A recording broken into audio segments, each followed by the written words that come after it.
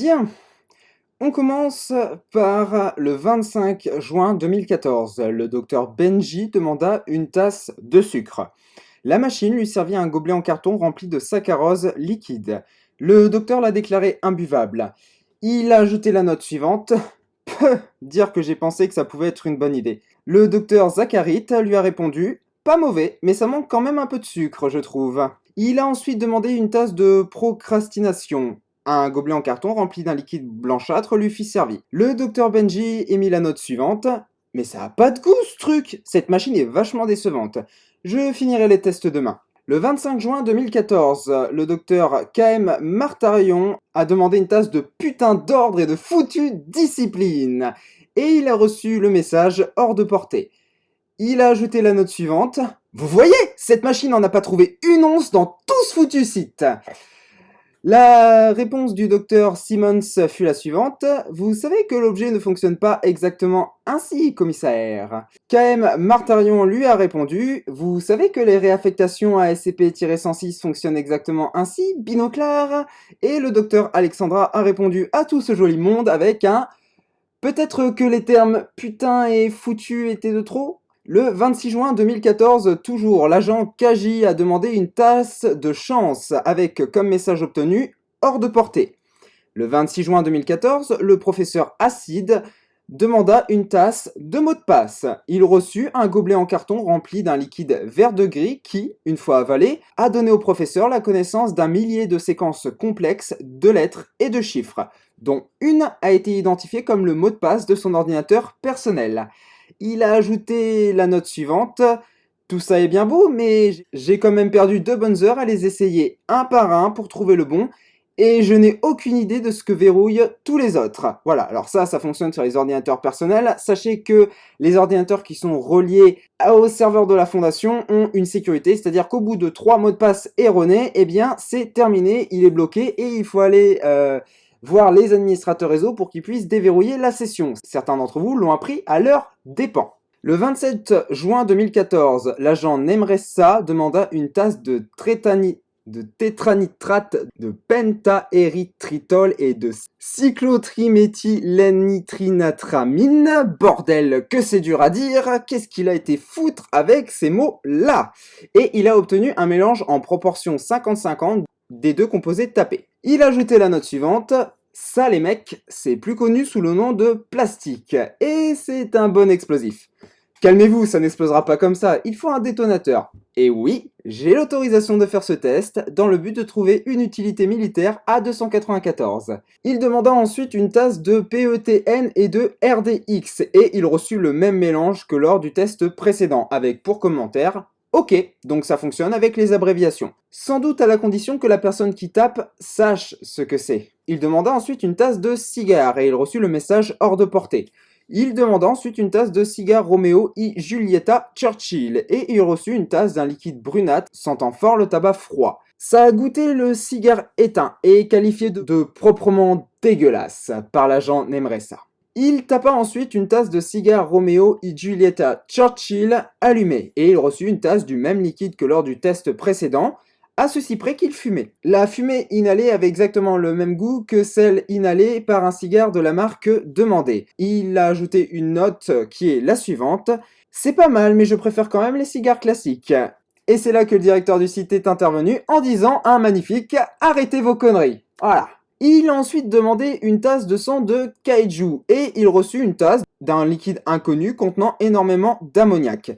Des analyses plus poussées sont actuellement en cours. Et il a ajouté la note suivante. Je verrai plus Pacific Rim du même œil.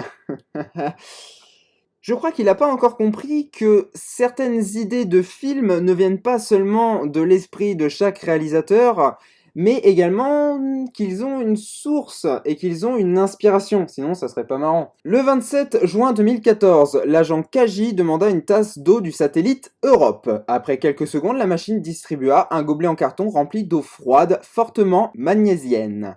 Des analyses chimiques sont en cours, notamment à la recherche d'éléments pouvant prouver l'existence de...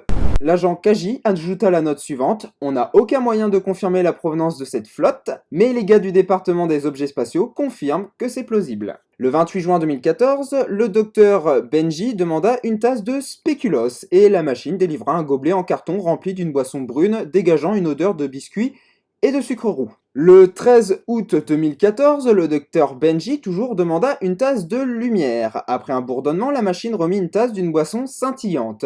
Le docteur la fit boire à D-2108 qui décrit la boisson comme acide. 2 minutes après, le corps du sujet se mit à briller intensément. L'effet dura 3 heures. Le docteur Benji ajouta la note suivante: pratique pour lire la nuit. Ouais, si t'as besoin d'un classe D pour lire la nuit, moi je préfère une lampe de poche, concrètement, quand l'éclairage de la base est éteint. Le 8 juillet 2014, le docteur Topi demanda une tasse d'encre et un liquide d'un noir avec une légère teinte bleutée sorti de la machine. Le chercheur trouva le stylo de sa poche vidé de son encre. Le docteur Topi ajouta la note suivante: on est maintenant sûr que la machine prend bien la source la plus proche. Eh ouais, c'est une grosse feignasse quand même. Le 11 octobre 2014, l'agent Oru demanda une tasse de brut de pomme. C'est une boisson pétillante au jus de pomme, actuellement recommercialisée depuis début 2015 en France. La tasse obtenue fut un liquide doré gazeux ressemblant à la boisson décrite. Après test, il s'agissait bien de la boisson commercialisée sous cette marque. L'agent Oru ajouta la note suivante: eh bien ça fonctionne bien avec les marques. Tu croyais quoi, sérieusement? Le 12 octobre 2014, l'agent Junior Kaji demanda une tasse de popcorn et il reçut un épais liquide pâteux qui se révèle être du popcorn passé au blender. Le 15 octobre 2014, l'agent Kerfs, je sais jamais comment dire son nom, demanda une tasse de littérature et il reçut un gobelet en plastique opaque contenant un liquide tiède noir parsemé de blanc. Les analyses n'ont pu déterminer les composants. Lorsque l'agent Kertz but le liquide, qu'il qualifia d'amer, un mal de tête intense débuta, qui dura 30 secondes. Durant cette période, le sujet a rapporté détenir un savoir immense à propos de la littérature, parlant sans raison apparente de textes très anciens, y compris dans des langues inconnues. Le tout fut enregistré sur une bande audio. L'agent Quertz sentit ensuite des vertiges importants, une intense confusion mentale, avant de ne plus garder aucun souvenir du savoir détenu précédemment. Le docteur Exio a ajouté la note suivante: ce liquide pourrait être d'une grande utilité pour les traductions des tests impliquant DSCP. Une requête concernant une nouvelle demande d'une tasse de littérature est en attente d'approbation par un No5. Et la note suivante est tout simplement une indication puisque les autres tests ont donné hors de portée comme résultat à chaque fois qu'on tapait à nouveau tasse de littérature. Le 15-11-2014, le docteur Exio a demandé une tasse de passé et il reçut un gobelet en plastique opaque contenant un liquide froid et noir. Après analyse, ce liquide fut déclaré comme impropre à la consommation, contenant tous les éléments chimiques connus actuellement, en proportion équivalente à celles théoriques présentes sur la Terre. Ah ouais, ça fait beaucoup quand même. La note du docteur Exio est la suivante: cet objet rapproche-t-il ce que nous considérons comme nos connaissances acquises du passé? D'un certain point de vue, toute notre histoire peut être reconstituée avec des proportions égales de ces éléments, mais cela me paraît un peu réducteur.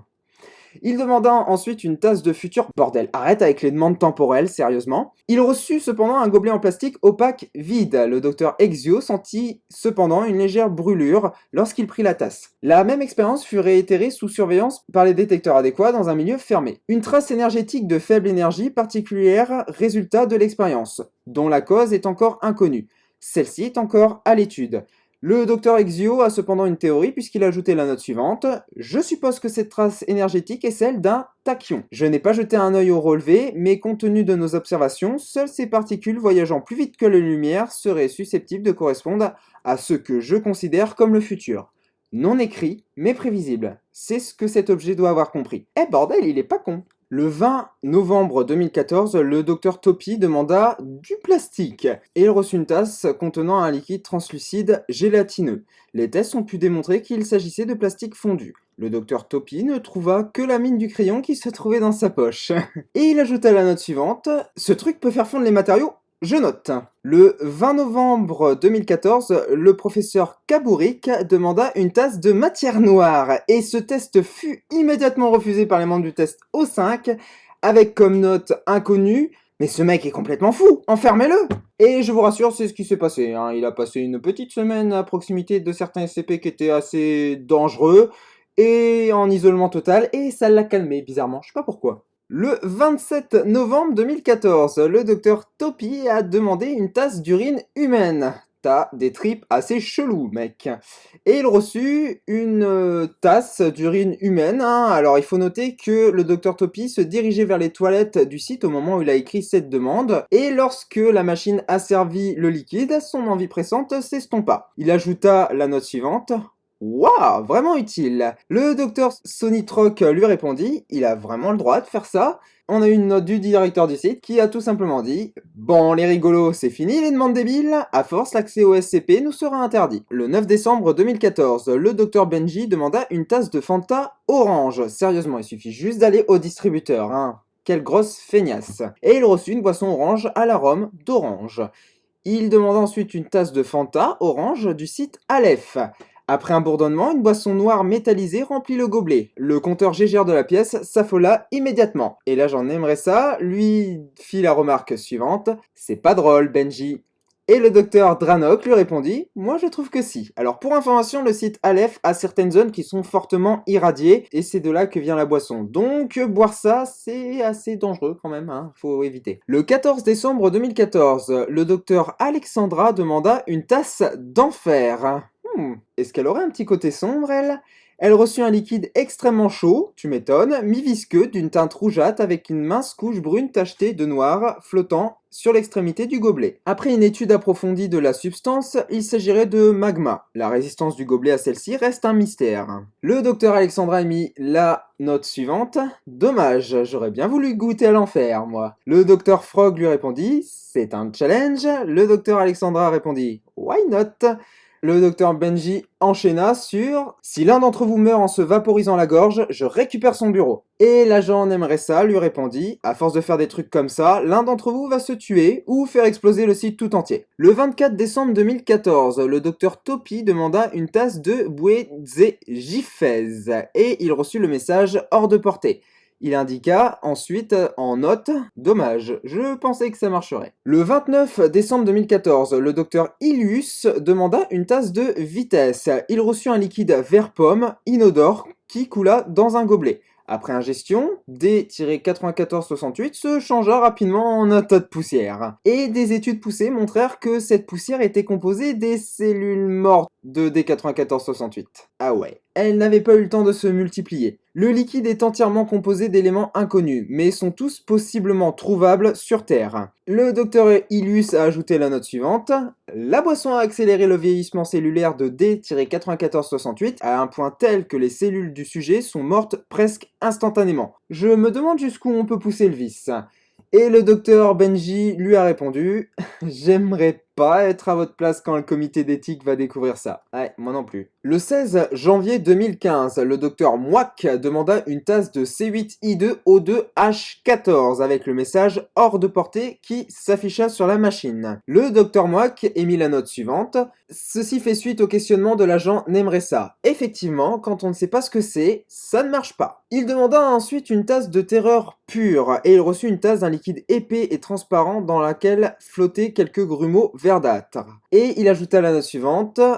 Curieusement, le sujet D-7865 n'a pas crié. Il a ensuite demandé une tasse de sexapile et une tasse d'un liquide brillant en sortie. À l'ingestion, le sujet émet 10 fois plus de phéromones qu'usuellement, ce qui se traduit par une forte odeur et une attirance plus forte des individus du sexe opposé envers lui. Le docteur Mouak ajouta la note suivante. Je suppose que c'est inutile. Et le docteur Ilius lui répondit. Je vous prie d'essayer de faire attention en faisant vos tests. Un des agents a tout de même failli commettre un viol. Ah ouais, je me rappelle de cette période-là. On s'était bien marré, hein, mine de rien. Voilà. Le 16 janvier 2015, le docteur Benji demanda une tasse d'avenir. Après un vrombrissement de la machine, l'écran afficha le message hors de portée. Le docteur Benji émit la note suivante. J'imagine que même ici, connaître son avenir reste une utopie. Le spécialiste Arkael lui répondit. La question de l'avenir ne se pose pas à la Fondation.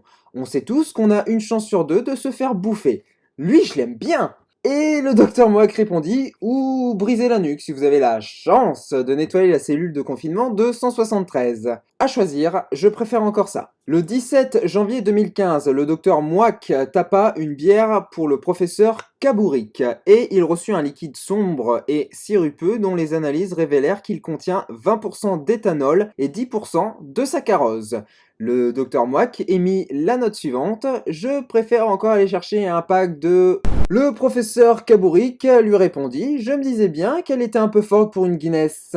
Le 11 février 2015, le professeur Kabourik demanda une tasse de Gone Mode. Oh putain. Et il reçut le message suivant: hors de portée, Dieu merci.